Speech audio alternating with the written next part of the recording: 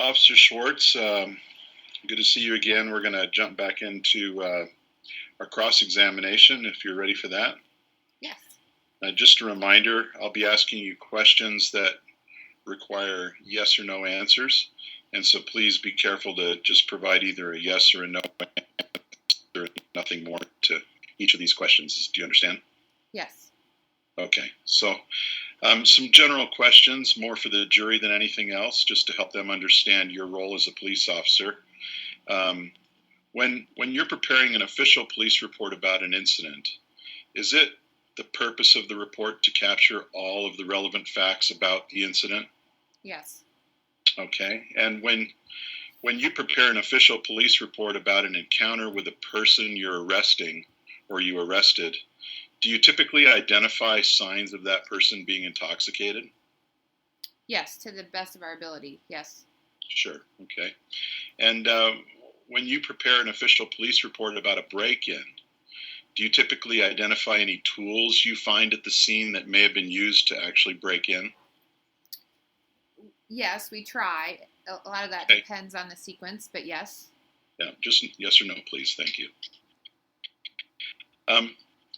When you prepare an official police report about an incident, do you include statements that are not true? No. Okay. And when you prepare an official police report, do you leave out relevant facts? No. Thank you. That'll help orient the jury here. When you prepare an official police report, do you typically do so as soon as possible while the facts are fresh in your mind? Yes, we try. Okay, very good. And so, Officer Schwartz, here's a copy of your official police report for the incident involving Mr. Dorn, previously marked as Exhibit A and offered into evidence. Do you recognize it as a true and accurate representation of the report you prepared? Yes. Okay. According to the first line of the report, what was the date and time of the incident with Mr. Dorn? On August 17th at 10:50 p.m. Okay, and what is the date of the report? The day of the report is also August 17th. Very good. So it appears you prepared the report the same day as the incident. Is that correct? Yes. In fact, since the incident occurred at almost 11 p.m. and your report is dated the same day, then you must have prepared your report before midnight, or in other words, within an hour of the incident. Is that correct? Yes. Okay, so the incident and your investigation of it would have been extremely fresh in your mind when you prepared the report. Is that correct? Yes. Okay. So it's probably unlikely that you would have forgotten any of the relevant facts in the hour or less between the incident and when you actually prepared the report. Is that correct?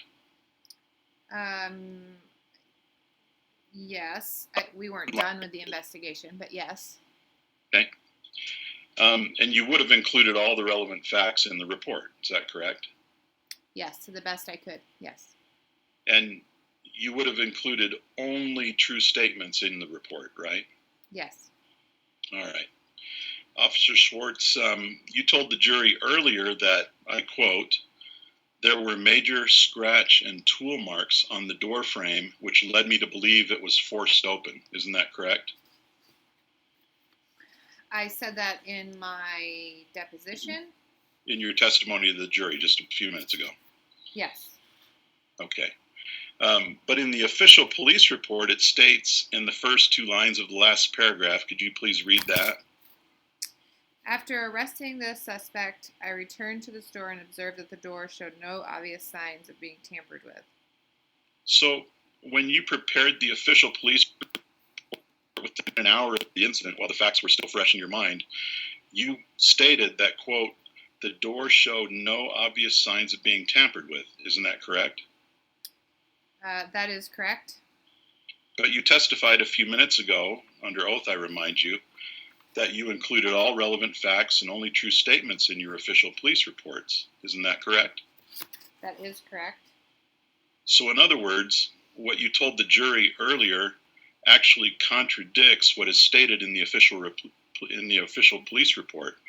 That is, I quote, the door showed no obvious signs of being tampered with. Isn't that correct? It appears that is correct. I believe Okay, thank you very much. So, also earlier, you told the jury that, quote, I also found a crowbar at the scene near the door. The marks on the door matched the crowbar in size.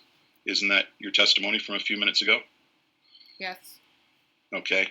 But in the official police report that you prepared within an hour of the incident while the facts were yet fresh in your mind, we see that there's no mention whatsoever of a crowbar or any other tool being discovered at the scene. Isn't that correct? That is correct. But you testified a few minutes ago under oath that you typically include all relevant facts in your official police reports. Isn't that true? That is true. So in other words, what you told the jury earlier about finding a crowbar actually contradicts the official police report that makes no mention whatsoever of finding a crowbar at the scene. Isn't that correct? That appears to be correct. Okay, thank you. You also told the jury earlier that Mr. Dorn, I quote, may have been drinking, but I don't think he was intoxicated.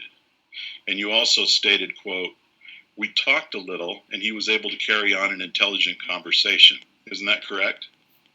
Yes. But again, in the official police report, it states in the last two lines of the second paragraph, could you please read that? I observed that he appeared to be swaying and staggering. The suspect bumped into several display counters and racks, knocking down at least one display rack. And the report also states in the last four lines of the third paragraph, can you please read that? He offered no resistance, and he had difficulty standing upright. When the suspect turned and spoke to me, there was an obvious and strong odor of alcohol in his breath. He also had difficulty speaking clearly. His words were slurred and mixed up, and he repeated his words several times while trying to say something. So, when you prepared the official police report, again, in an hour of the incident, while the facts were yet fresh in your mind, you actually reported that Mr. Dorn was so drunk that he could hardly stand up or speak. Isn't that correct? I don't think those words were used. I think there was alcohol in his breath. Well, it's, again, if we look at the report, you indicated that the suspect was swaying or staggering, bumped into several display cases and racks, knocking down at least one display, had difficulty standing upright, turned and spoke, obvious alcohol in his breath. He had difficulty speaking, words very slurred and mixed up. Can that be reasonably summarized as so drunk he could barely speak and stand up? We did not take a breathalyzer, so I can't. It's about a breathalyzer. But anyway, it looks like in your police report, you basically indicated that he could barely speak and stand up, yet you testified a few minutes ago under oath that you included all relevant facts and only true statements in your official police reports. Isn't that correct? Yes. So in other words, when you told the jury earlier that he didn't seem to be intoxicated, that actually contradicts what's stated in the official police report, that Mr. Dorn was so drunk that he could barely stand up or speak. Isn't that correct? Yes, it appears that way. Okay, thank you. That'll end our cross-examination.